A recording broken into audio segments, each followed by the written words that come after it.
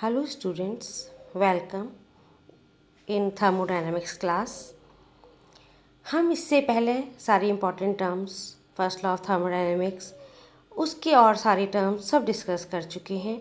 Now this is another topic heat capacity ऊष्माधारिता. Exam point of view से this topic is very important. यदि हम पिछले 10 साल के पेपर देखें तो हम देखेंगे उनमें कहीं ना कहीं किसी न रूप में relation between CP and CV ज़रूर पूछा गया है. इसलिए स्टूडेंट्स इस टॉपिक को थोड़ा हम ध्यान से देखें और सुने. ऊष्माधारिता ऑन डिमांड ऑफ स्टूडेंट्स इस बार मैंने हिंदी में ज़्यादा की है. हिंदी में हम पहले करेंगे फिर इंग्लिश में भी बताएंगे आपको. ऊष्माधारिता निकाय की ऊष्माधारिता से हमारा तात्पर्य निकाय की ऊष्मा अवशोषण करने की क्षमता से होता है. स्पष्ट है कि जब निकाय ऊष्मा अवशोषित करता है तो उसके परमाणुओं या अणुओं की गतिज ऊर्जा में वृद्धि हो जाती है, जिसके फलस्वरूप निकाय के तापमान में वृद्धि हो जाती है. यदि mg द्रव्यमान का निकाय Q कैलोरी ऊष्मा अवशोषित करे और उसका तापमान T1 से बढ़कर T2 हो जाए तो ऊष्माधारिता को निम्न प्रकार से व्यक्त किया जा सकता है. C = Q divide by m into T2 minus T1. अर्थात एक निकाय का ताप वृद्धि के लिए आवश्यक ऊष्मा तथा तापमान के अंतर के अनुपात को उस निकाय की ऊष्माधारिता कहा जाता है. यदि निकाय का द्रव्यमान 1 मोल हो तो समीकरण के अनुसार C = Q divided by T2 minus T1 हो जाएगा.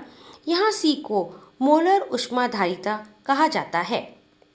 अतः एक मोल पदार्थ का 1 डिग्री बढ़ाने के लिए आवश्यक ऊष्मा की मात्रा को निकाय की मोलर ऊष्माधारिता कहा जाता है.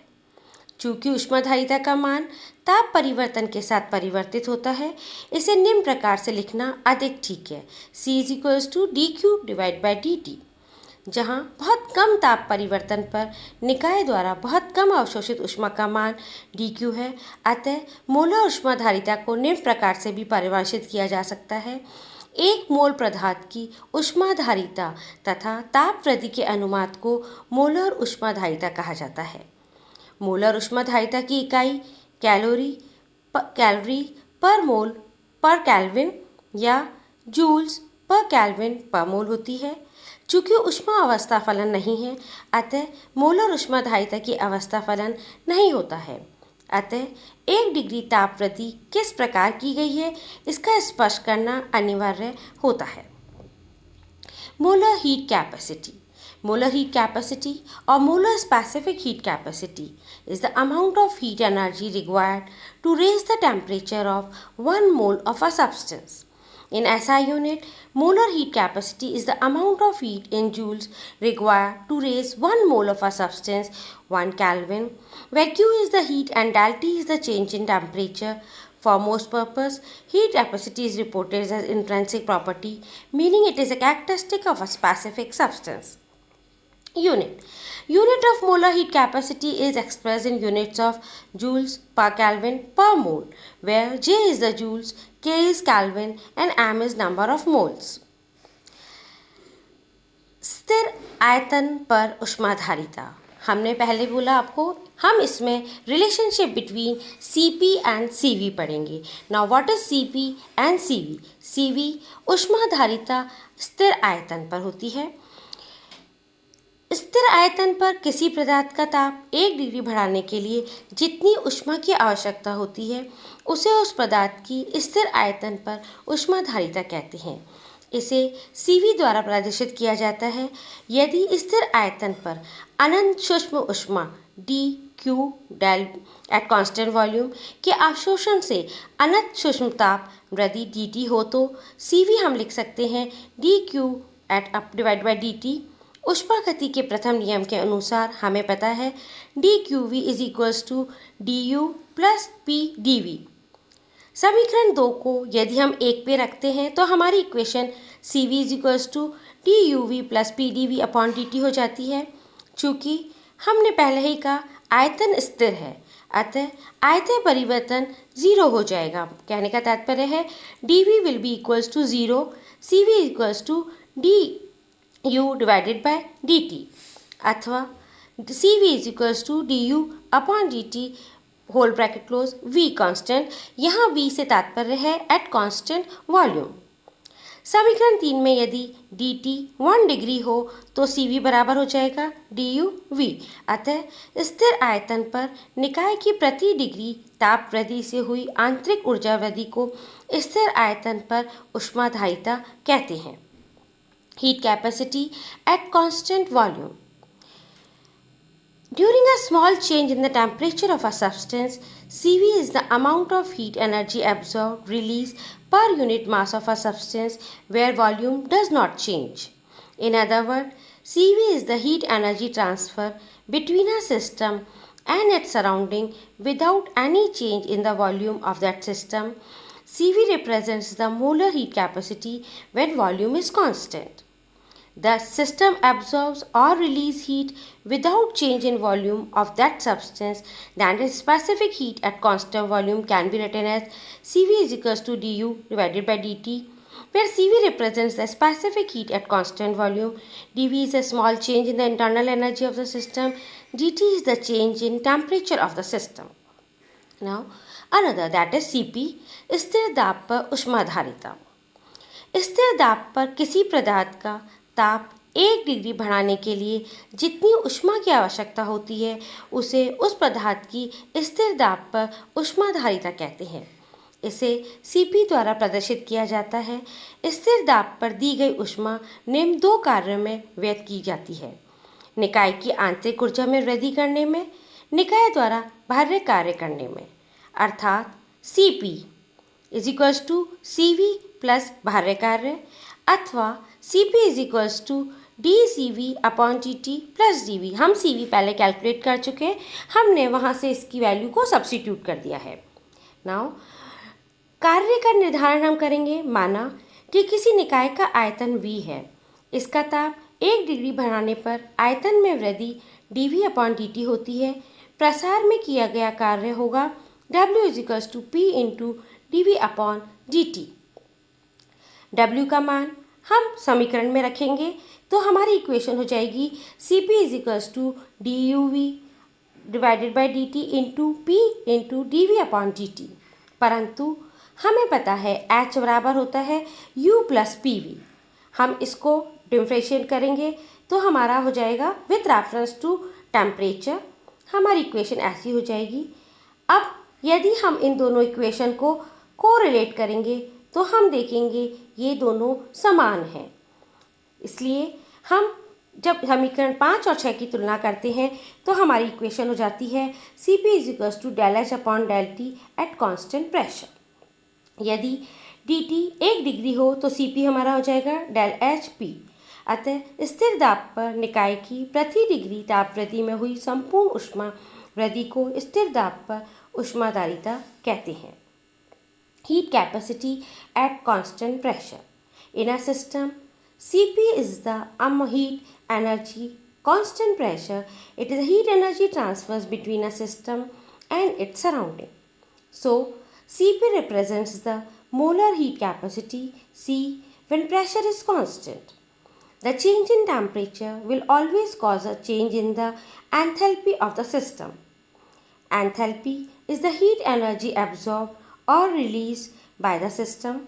Furthermore, enthalpy change occurs during the change of phase or state of a substance. For example, when a solid changes to its liquid form, the enthalpy change is called heat of fusion. When a liquid changes to its gaseous form, that is, the change from water to water vapor, the enthalpy change is called heat of vaporization. The system absorbs or releases heat without the change in pressure in that substance. Then its specific heat is constant pressure, can be written as Cp is equals to dH upon dt, where Cp represents the specific heat at constant pressure, dH is the change in enthalpy, dt is the change in temperature. Now, there are two terms, Cp and Cv. हमें ये पता होना चाहिए कि why Cp is always greater than Cv. Cp and Cv are the specific heat of an ideal gas. By the first law of thermodynamics, dq is equals to del U plus del W. Here del Q is the amount of heat that is given to the system. Del E or del U is the internal energy and del W is the work done. So, at constant pressure, heat is absorbed not only for increasing the internal energy but for doing work as well. Whereas at constant volume, heat is absorbed only for raising the internal energy and not for doing any kind of work on the system, where W is the work done. Here, del V is equals to 0. A closed system is also one of the crucial condition for the constant volume. Hence, the specific heat at constant pressure is more than specific heat at a constant volume. Cp is always greater than Cv. Cp Cv से अधिक क्यों होता है, ये हम समझाते हैं. जब किसी गैस का स्थिर आयतन पर तापमान 1 डिग्री बढ़ाया जाता है तो गैस को दी गई ऊष्मा उसकी आंतरिक ऊर्जा में वृद्धि करती है तथा गैस द्वारा कोई बाह्य कार्य नहीं किया जाता. यदि गैस का स्थिर दाब पर तापमान 1 डिग्री बढ़ाया जाता है तो गैस को दी गई ऊष्मा उसकी आंतरिक ऊर्जा में भी वृद्धि करती है और गैस का प्रसार भी होता है, जिससे कुछ बाह्य कार्य भी होता है. अतः स्पष्ट है Cp का मान Cv से सदैव अधिक होगा. Cp is always equals to Cv plus प्रसार में किया गया कार्य.